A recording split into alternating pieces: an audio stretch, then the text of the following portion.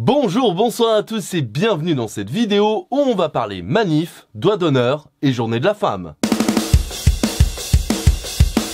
Et encore et toujours, le sujet principal de la semaine sera bien évidemment les grèves et manifestations contre la réforme des retraites. Des manifestations qui ont l'air de plutôt bien aller, avec 3,5 millions de personnes mobilisées selon la CGT et 1,8 million selon le ministère de l'Intérieur. Ce qui, oui, est pas mal du tout. Et plus que ça même. Car mine de rien, cette journée a été la plus forte journée de mobilisation depuis le début des manifestations contre la réforme des retraites, et même l'une des plus importantes depuis 1995 avec le plan Juppé. Oui, les gens sont chauds. On compte 39% de grévistes à la SNCF, 35,35% des enseignants dans le primaire font grève, 30,09% dans le secondaire le font aussi, 47,65% des salariés de chez EDF qui font la grève également, ainsi que des coupures volontaires d'électricité dans les Hauts-de-France et en Ardèche, dont Annonay, le fief d'Olivier Dussopt. Ah bah je vous l'ai dit, les gens sont chauds. Après, je sais ce que certains et certaines vont me dire. Oui, les chiffres sont bons, mais entre ceux de la CGT et du ministère de l'Intérieur, il y a quand même un gros écart.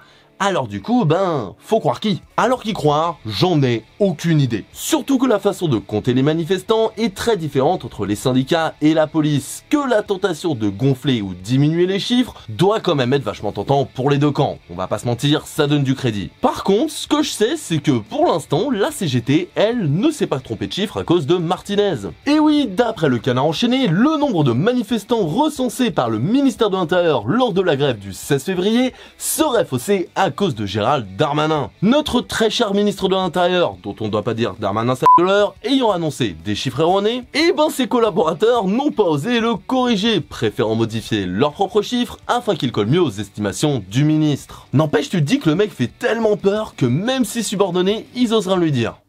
C'est quand même grave. En tout cas, n'oubliez pas qu'une nouvelle manifestation aura lieu le samedi 11 mars. Une nouvelle occasion de montrer notre opposition à la réforme, mais aussi une pour Darmanin et occurrence, de s'améliorer niveau chiffres. Après, je tacle Darmanin, mais notre première ministre n'est pas franchement mieux. Parce que, je sais pas pour vous, mais personnellement, une personne censée être aussi importante, une personne qui, donc, est censée avoir un minimum de connaissances en politique, qui nous sort dans le plus grand des calmes qu'elle ne sait pas si la réforme des retraites est de droite ou de gauche, personnellement, oui, j'aurais tendance à me foutre de sa gueule. Mais heureusement, c'est pas le genre de la maison, hein. Du tout. Mais sinon, oui, lundi dernier, Elisabeth Borne a dit sur le plateau de C'est à vous qu'elle ne savait pas si la réforme des retraites était de droite ou de gauche. Une déclaration qui faisait suite à celle d'Olivier Dussopt sur les pensions de retraite à 1200 €. Non, attends, pardon, c'est pas ça. Alors, faut dire, je m'y perds avec toutes les dingueries qu'il dit, le mec. Ah oui, voilà, Olivier Dussopt qui a donc dit que la réforme de retraite, c'était une réforme de gauche.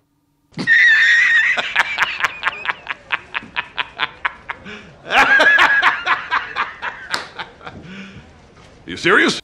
Mais oui, totalement. Une réforme aussi impopulaire, une réforme qui est l'une de celles qui a réussi à mettre le plus de personnes dans la rue depuis 1995, une réforme qui est obligée d'enchaîner les coups bas et le forcing pour être adoptée, évidemment que c'est de gauche. Bien sûr. Mais dans tous les cas, je ne peux qu'être d'accord avec Olivier Besancenot quand il dit que grâce à Olivier Dussopt et à sa façon de dire de la merde H24, le mouvement social est loin d'être essoufflé. Mais après, rassurez-vous, tous les membres du gouvernement ne sont pas des menteurs, violeurs ou teubés. Non, il y en a qui sont juste grossiers. En effet, ce mardi 7 février, l'Assemblée nationale a dû suspendre sa séance. La raison ? Eh bien tout simplement parce que Éric Dupond-Moretti, ministre de la Justice et garde des Sceaux, pas n'importe qui quand même, a fait de bras d'honneur à l'Assemblée qui serait adressé à Olivier Marleix, le président du groupe LR. Des gestes que Éric Dupond-Moretti dit regretter. Des gestes qui, d'après lui, n'étaient pas directement adressés à Olivier Marleix, mais bien à l'atteinte à la présomption d'innocence. Et je sais pas pour vous, mais bizarrement, ça me dit quelque chose cette défense ultra bancale. Mais dans tous les cas, ce qu'on peut retenir de tout ça, c'est que pour un ex-avocat, Éric Dupond-Moretti, il a vraiment une défense en carton. Et pour finir, comme on ne peut en parler, hier nous fêtions la journée internationale du droit des femmes. Une journée idéale pour parler féminisme, droit des femmes, égalité entre les sexes, toutes ces choses qui... Non, clairement, on sait tous et toutes que c'est une excuse pour vendre des aspirateurs et du maquillage. Après, j'ai besoin d'un nouveau vernis, donc je me plains pas, mais niveau droit des femmes... on repassera. Parce que ce serait quand même dommage de parler patriarcat, féminicide, proximité entre les luttes sociales et le féminisme. Mais quelle perte de temps tout ça. Donnez-moi une réduction pour que je puisse acheter des roses à ma mère, voilà. Là on pourra parler de lutte pour le droit des femmes. Après j'avoue, je suis mauvaise langue. Parce que quand même, Emmanuel Macron, notre président, a parlé d'inscrire le droit à l'IVG dans la Constitution. Non, je parle pas du projet de loi dont on nous parle depuis quelques temps. Non, je parle pas de la proposition de loi qui à la base avait été proposée par AFI et qui au final a été enlevée d'une grande partie de sa substance par le Sénat. Non, je parle pas de celle-là. Il a dit ça hier, lors d'un hommage à Gisèle Halimi, au calme. Alors pourquoi pas, hein, c'est tout à fait louable de vouloir l'IVG dans la Constitution. Par contre, j'ai une petite question. T'étais où Jupiter pendant plus d'1 an? Mais allez, comme je suis gentil, que je vais pas vous laisser comme ça, et qu'en plus vous l'avez beaucoup aimé la dernière fois, on est reparti pour un nouveau quiz à la con. Ah merde, attends, ça c'est Backseat. Bon, c'est pas grave, on trouvera le nom plus tard. Aujourd'hui, quiz sur l'égalité homme-femme. Et pour commencer tout en douceur, petite question facile.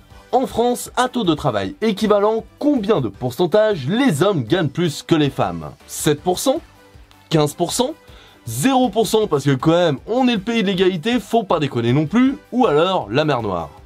Et oui, vous avez trouvé, à travail équivalent, les femmes gagnent effectivement 15% de moins que les hommes. Mais je suis sûr que ce chiffre est expliqué non pas par de la misogynie, du patriarcat ou toute chose aussi futile qu'imaginaire, mais bien parce que les hommes sont bien meilleurs que les femmes, tout simplement. Question suivante. Et donc, deuxième question, attention, en plus ça rime. En 2020, combien de plaintes pour viol déclarées par des majeurs ont fait l'objet d'une condamnation en France? 42%? 0,6%? 15%? Ça dépend si on compte Darmanin. Et non, malheureusement, la bonne réponse était bien 0,6%, un chiffre en baisse depuis plus de 10 ans, mais après on se demande pourquoi les femmes elles vont pas porter plainte. Quel mystère! Mais allez, pas de panique, c'est une mauvaise passe, vous allez y arriver. Prochaine question. Par semaine, combien de temps de travail domestique une femme fait en plus qu'un homme au sein du même foyer? 10 heures? 3 heures? 18 heures? Je peux pas le faire, moi je bosse pas comme cette feignasse. Et non, la bonne réponse était bel et bien 10 heures. 10 heures de charge mentale en plus pour les femmes.